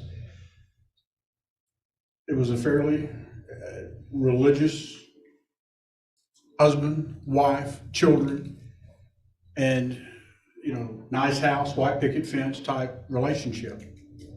Mrs. Valdez has then taken that, and in a simple divorce action, you have issues with your spouse, you move out, you go get a motel room, maybe you get an apartment, you work toward your best interest of the children, and you do it that way. Mrs. Valdez moved out, as you heard testimony, left, went immediately and used marital funds to spend the night with her boyfriend, and consummated that relationship on that night. Rather proud of it. Then, over her somewhat testimony of being scared to death of Mr. Valdez and not knowing how to handle that, goes back, stays with him for a week, and then enrolls the kids, in a school. Again, all preparing for this divorce. Mr. Valdez is trying to save his marriage at this point and trying to do anything possible for his wife and his children. Then Mrs. Valdez, admits today what's been going on is they drink 5-6 nights out of the week, 2 or 3 drinks a night. She's got a convicted felon, someone who's had a serious addiction problem, having those kind of drinks while her children are spending the night. She's testified that and it goes directly to her credibility, using mushrooms, a psychedelic drug, experimenting with that with Mr. Walden, while he bought it and brought it into the home. She goes out and spends close to $4,000 for him to have a motorcycle. She goes out and spends $3,500 for a photo shoot. Still don't know what the purpose of that really was. And this is a photo shoot that was on the internet for everyone to see. Mr. Valdez has some valid concerns about her parenting abilities when he says other people can see this. Other people can tell other children, this is your mother. This court's well aware that, and you've heard enough cases where kids understand all of that, and all of a sudden, it's a problem for that child. She's going through some sort of crisis that doesn't involve her children, because she's left these children. Uncontroverted testimony of Mr. Valdez, he said 26 of 33 days with him. That's what's going on. You've heard him testify, it's been a 50-50 split for the most part anyway. And his entire life is spent with his marriage and his children. That's just not the case with Mrs. Valdez right now. That's a drastic turn. That's a 90 degree, 180 degree change as to how she functions. And I think there's something going on here. Either she's having some serious issues herself, maybe she likes bad boys, I don't know.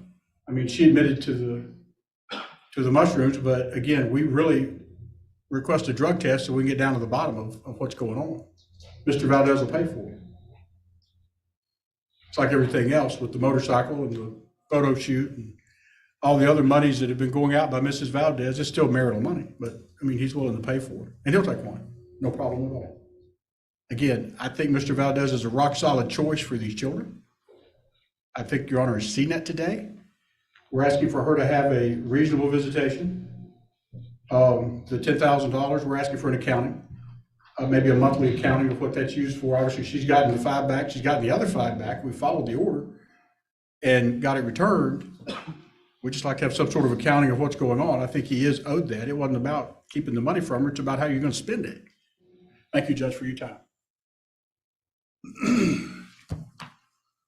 Couple of observations, and one is sometimes people who come, especially, and this is based upon my own experience and my own background, as well as my observation of people throughout my career as a lawyer and now as a judge. It is sometimes surprising to one party of a marriage that the other party doesn't want to be married to them anymore and that they've changed. Well, the problem is that people change, and what might have been important to this young lady at one point in her time may not be important to her at any point. It happens with people who are raised in a very religious background. As the old country expression is that they sometimes want to kick the traces. That has to do with a mule pulling a plow. But in any event, sometimes people want to kick the traces and get out of the regimen of their life and go on with it. So I don't have any problem with the fact that she wants to deviate from the closely held religious beliefs that Mr. Valdez may think that she's required to have or that would be appropriate for her. I don't have a problem with that. My only concern is about the decision process that is being made, and I'll address that in a moment. In deciding who is going to be the primary residential parent, I'm required to look at the factors that are set forth even on a temporary basis under 36.6.106 of the Tennessee Code. Those factors include the strength, nature, and stability of the child's relationship with each parent, including whether one parent has performed the majority of parenting responsibilities relating to the daily needs of the child. Clearly, the testimony of both of these parties was that Ms. Valdez was during their time they lived together, that she was the primary residential parent for these children, that she was the person who fulfilled most of those things. He was also involved, but she was the primary person who provided for that. Number two, that each parent's caregiver's past and potential for future performance of parenting responsibilities, including the willingness and ability of each of the parents and caregivers to facilitate and encourage a close, continuing parent-child relationship between the child and both of the child's parents, consistent with the best interest of the child. It does not appear to me that under the circumstances that either of them necessarily has failed to provide or fulfill their parenting responsibilities. But I have a real problem with someone who calls up, even when you found out that he had the $10,000 removed, calling up and threatening to make sure he never sees his children again is one of the things that is anathema to this court regarding children. You don't threaten another parent with never being able to see their child again in order to gain an advantage in a lawsuit. It just simply is not appropriate. It's not done. that causes the court to find that factor favors Mr. Valdez, simply because when you threaten to keep him from ever being able to see his children again, it does not indicate you're going to facilitate a close relationship between him and the children. The degree to which each parent has been the primary caregiver is defined by the parent who's taken the greater responsibility of performing their parental responsibilities. Clearly, as I've said, she was the primary caregiver during the marriage.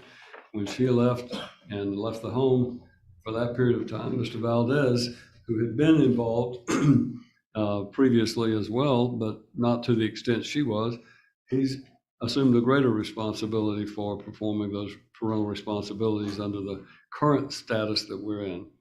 The love, affection, emotional ties existing between each parent and the child, I think they both love their children, and I don't have any question about that.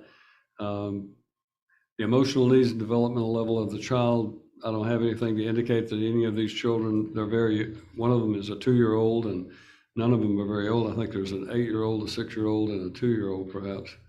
But they're young children.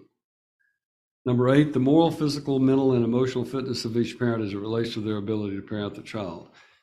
As I said, I don't fault you for deciding, that you lived in a closely, a very confining religious background in the past, and one that envisioned that you were going to be the wife that took care of everything and did everything. I don't have a problem with the idea that you no longer want to do that. In today's society, unlike the Jewish society that existed at the time of the scriptures being written, women were in a different class. They're not there anymore. We're in a different world. So for that reason, I don't have a problem with it. My problem was some of the decisions that you've made.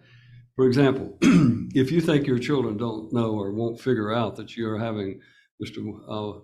Wilding to be at your house overnight, you're just kidding yourself. Kids, as they grow older, are going to figure that out. Second thing is that your decision to use mushrooms, shrooms, or whatever you want to call them, something that is patently illegal as an experimental situation, is a regrettable decision on your part. More importantly, it is a criminal act.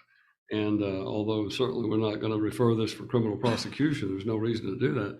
It clearly shows that there's some either maturity lacking on your part, or a moral problem that prevents you from being able to recognize how wrong that really is when you're supposed to be parenting 3 young children. And I don't care whether they're legal or not legal in the city of Denver, Colorado, or anywhere else in the world. I think we're looking at the laws of the state of Tennessee.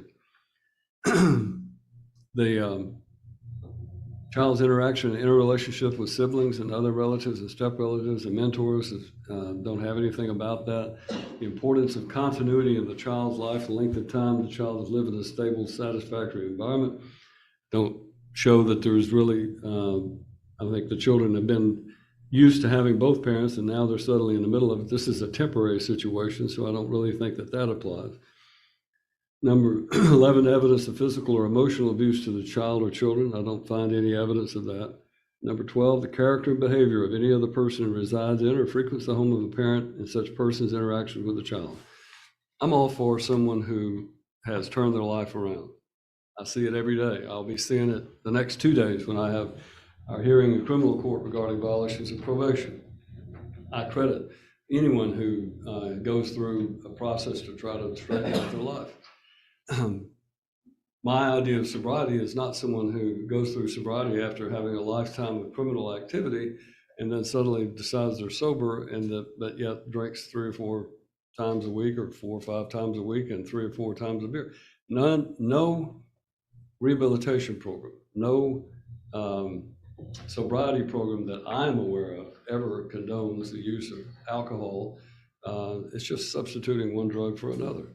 And so for that reason, I think that it's obvious that Mr. Wilding has not really embraced the sobriety that he has testified to, and that in fact he's not an individual who is particularly embracing his sobriety to the extent that makes him an appropriate person to be around the children. His criminal history, there's no violence or anything in it. They're all drug-related. But the fact that he has a history of drug-related convictions and is now using mushrooms, and stated rather cavalierly that he was prepared to use them again if that situation presented itself, indicates to the court that he is a person who has not fully embraced the idea that he could go back to prison for possession of mushrooms, and has testified under oath in a proceeding that he did in fact do that.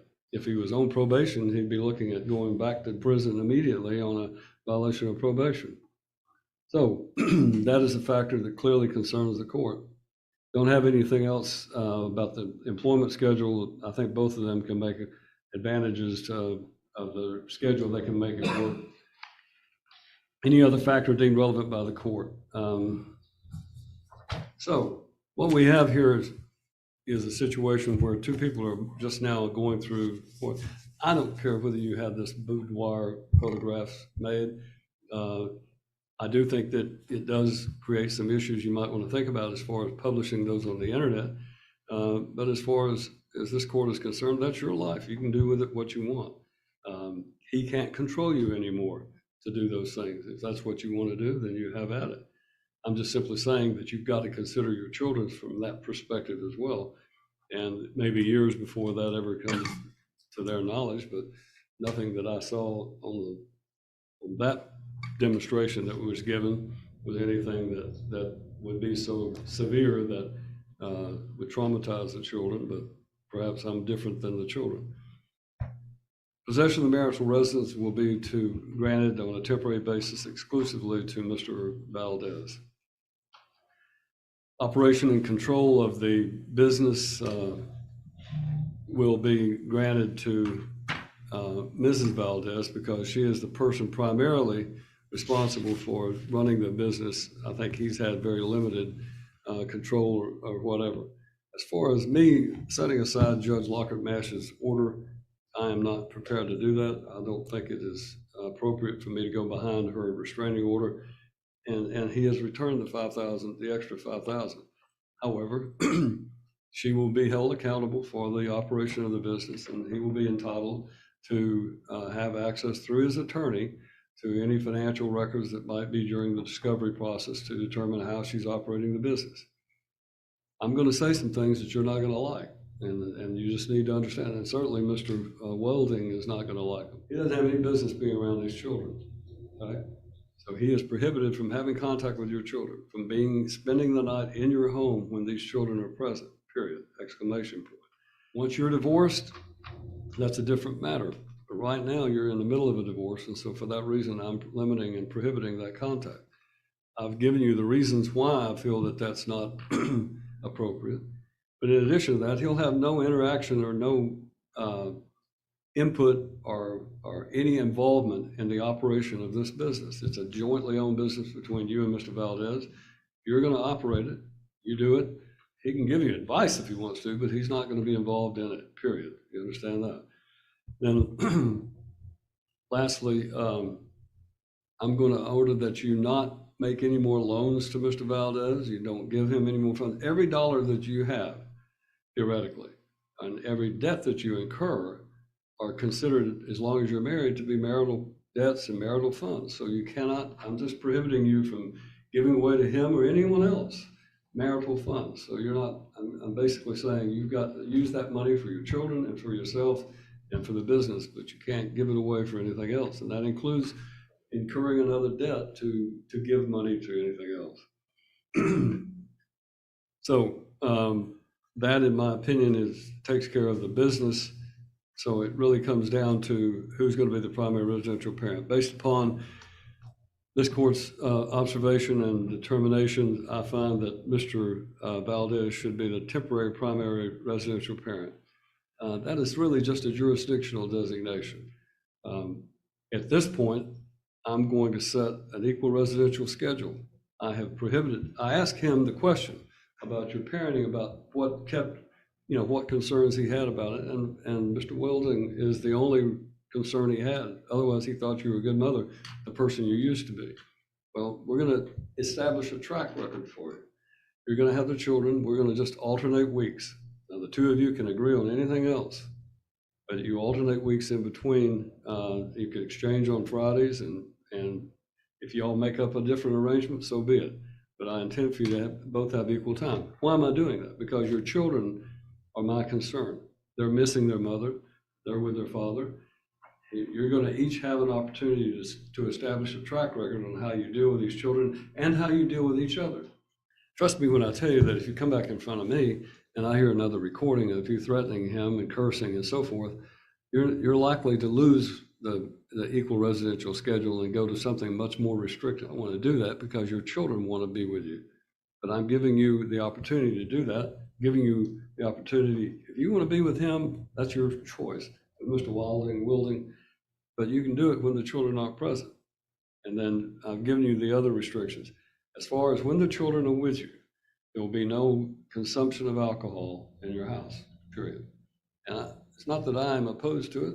I think the Bible is full of examples of alcohol being involved in it. That's my personal belief. May not square with everybody else's, but I believe there's no prohibition. What is prohibited are the extremes: gluttony, alcoholism, being given a strong drink. Those things are what the Bible says you shouldn't do. Not that I'm preaching, but since your background is such, I think that's what you need to think about. So I'm not restraining her from consuming alcohol. I'm just simply saying don't do it when the kids are around on a temporary basis. Once we get through this divorce, if you decide you want to do it, then you may have to do it with some restraint. But having every night of the week, 2 or 3 drinks is not a moderate consumption of alcohol. When you get to be my age, you look at these articles about how bad it is for you to have that frequently of an alcoholic drink, and it can carry a long-standing effect. I am not going to order a drug test at this point because she has admitted from the stand that she has used the mushrooms. That was a part of the basis that I gave for it, for my ruling. But obviously it goes without saying you're prohibited from consuming any sort of illegal narcotics, drugs, herbs, or anything else that might be considered to be illegal. Child support will be calculated between the two of them. Parties will exchange the information regarding their respective incomes and calculate the days at 50-50 right now, and then go from that. Mr. Valdez, I question you about what you thought of her, because she's never going to be the woman that you thought you married anymore. She's no longer going to be that person. Doesn't make her a bad person. It just means she's going to be independent. She's not going to listen to you. But there will be no arguing, no fussing, no fighting between the two of you regarding these children or about these children. I don't want to see any emails that are hateful and full of anger. I want to see kindness between the two of you. Everybody understand that? All right. Is there anything I have not addressed? Judge? Yes. Well, as far as the parenting plan goes, am I right in suggesting my parenting plan needs to be amended for equal time and then it's adopted? Or, because we always get in the holidays. I just think we just need to, I don't care whose parenting plan is used, it doesn't matter. He's the primary residential parent on a temporary basis. There will be an equal residential schedule alternating weeks unless the parties otherwise agree. And they obviously have been agreeing to sometimes swapping out. Holidays will be alternated. We have the next holiday coming up is, I'm told, Halloween. My clerk says I'm not supposed to hold court on Halloween, but if they have Halloween, do it together. Goodness gracious, you've got kids that want to go trick-or-treating. Set aside your grievances and the two of you take them trick-or-treating together, or share the day, half with you, half with her, whatever, I don't care. Thanksgiving will be the next one.